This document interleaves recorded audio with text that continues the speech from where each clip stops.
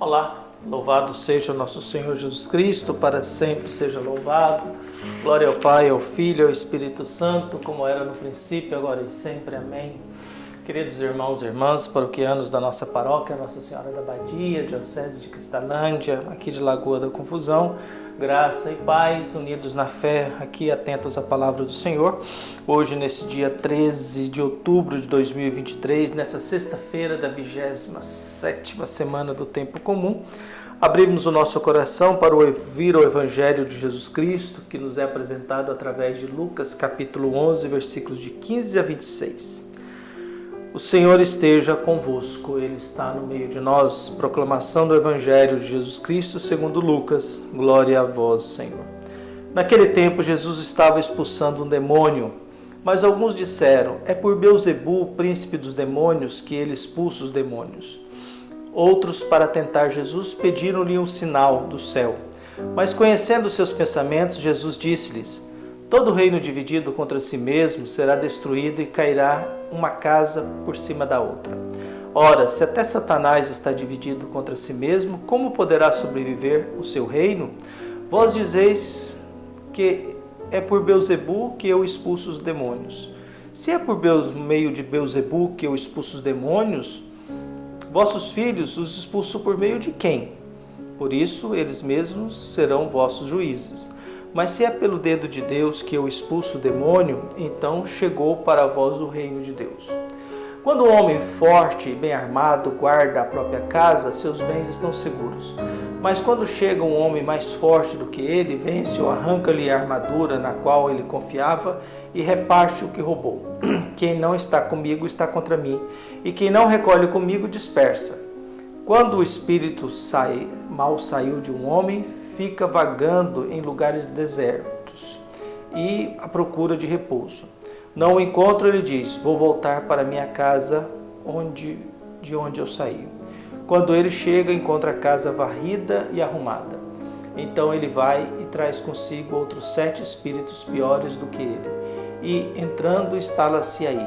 No fim, esse homem fica em condição pior do que antes. Palavra da salvação. Glória a vós, Senhor. Para aproveitar, vou ler o comentário que a CNBB nos oferece a respeito do Evangelho de hoje.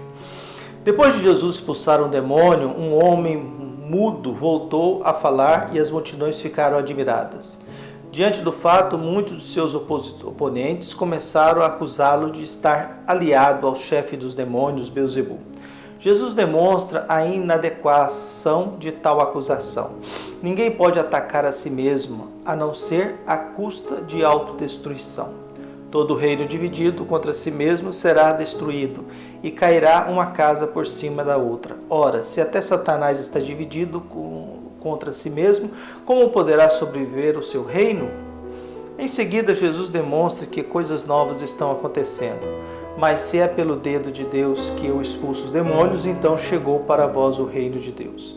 A expulsão do maligno pelo dedo de Deus é um dos vários sinais reveladores de que o reino de Deus já está atuando no mundo pela pessoa, pela palavra e pela ação messiânica de Jesus. No entanto, seus adversários ignoravam que Jesus é mais forte que o demônio, no qual é arrancada toda a força sobre a humanidade. A ação de Jesus liberta e salva a humanidade de toda a força maligna. Cabe ao ser humano acolher o Senhor ou deixar-se libertar e salvar por seu divino amor. A prática de Jesus é sempre essa. A missão de Jesus é nos tirar da realidade de morte e nos levar à vida eterna. Na verdade, a gente, quando vai se aproximando do Evangelho de Jesus, a gente percebe que a gente vive num mundo de tensões, né? Num mundo antagônico, em que eu não consigo fazer o que eu gostaria de fazer e faço o que eu não quero, viu? Na concupiscência daquilo que Paulo dizia, eu não faço o que devo e vivo fazendo o que não devo, e a gente vive nessa angústia, nessa tristeza por aí. Jesus é acusado através de Beelzebul, expulsar os demônios. E Jesus responde, esse é um mundo dividido.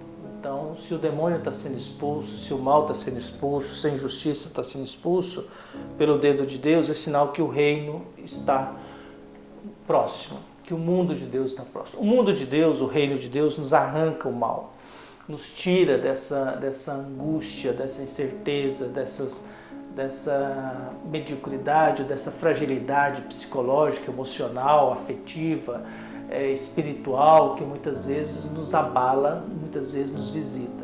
Isso não significa que a gente não vai ter problemas, dificuldades, conflitos, desajustes, nada disso. Significa que é necessário a gente olhar para o nosso passado, fazer as pazes com o nosso passado, pedir a Deus que nos dê um pouco de paz no presente, forças para a gente prosseguir a nossa vida enquanto nós estamos aqui, enquanto temos vida, enquanto somos capazes de realizar alguma coisa no mundo em que nós vivemos. Mas não é uma tarefa fácil, não é uma missão fácil a gente construir uma história, construir uma vida. Mas a gente sempre está sendo ameaçado pelo mal. Acontece que muitas vezes pode ser que se a gente descuide e o mal volte até nós. Pode ser que a gente descuide e nos desapega um pouco e o mal volte até nós. Que a gente se enfraqueça e o mal volte muito mais forte até nós e a gente fica pior ainda. Viu? E por isso a necessidade sempre de uma vida de oração. A necessidade sempre de estar presente na Eucaristia, nos alimentar com alguma coisa, nos fortalecer na fé. Apesar que estamos criando um mundo de um monte de gente que crê em Deus sem precisar de religião. De um monte de gente que reza sem precisar de um ritual litúrgico. E um monte de gente também que acha que Deus não faz falta nenhuma. Que Deus é desnecessário, que nós não precisamos dele. E isso é ruim porque a gente pode correr o risco de a gente começar a criar Deus à nossa imagem e à semelhança. Da gente começar a viver como se nós fôssemos donos do mundo, de Deus e de nós mesmos, e nós não somos, né? Por mais que eu queira ser dono da minha vida, eu não sou. Quando você escuta assim, o que você faz, você tem o pleno controle da sua vida. Você não tem o pleno controle da sua vida porque você não é absoluto. Não existe isso, não é possível alguém ter controle absoluto da sua vida. Você não pode controlar absolutamente o seu intestino, a sua fome, o seu sono, o seu cansaço, o seu bem-estar, o seu mal-estar. Porque senão a vida seria fácil. Eu sempre vou acordar bem, feliz, animado, descansado, sem sofrimento. E não é assim que a vida vai. Porque você acorda e recebe a notícia de que alguém que você ama morreu.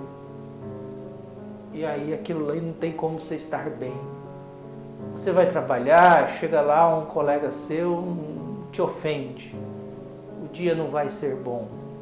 Você sai no trânsito, um motorista ignorante, viu? Vem e grita contigo. Já estraga seu percurso.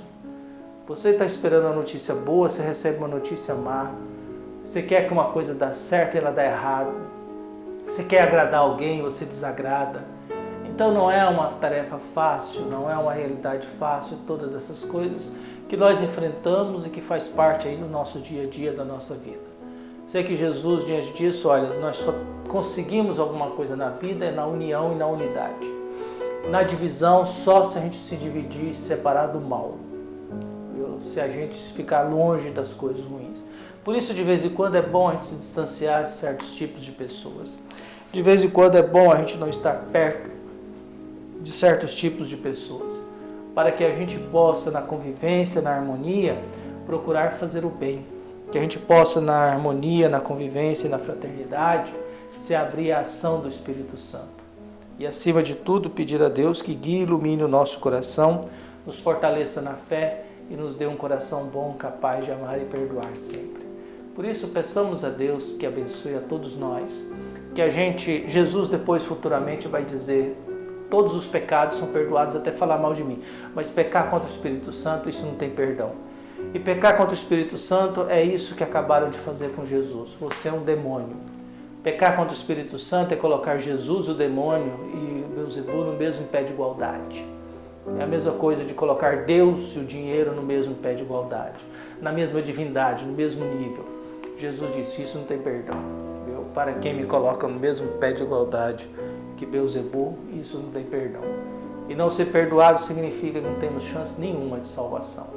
Que Deus nos abençoe e nos ilumine, que a gente tenha mais consciência de união, de fraternidade do que divisão e que Deus esteja presente no coração de cada um. Um abraço, até mais.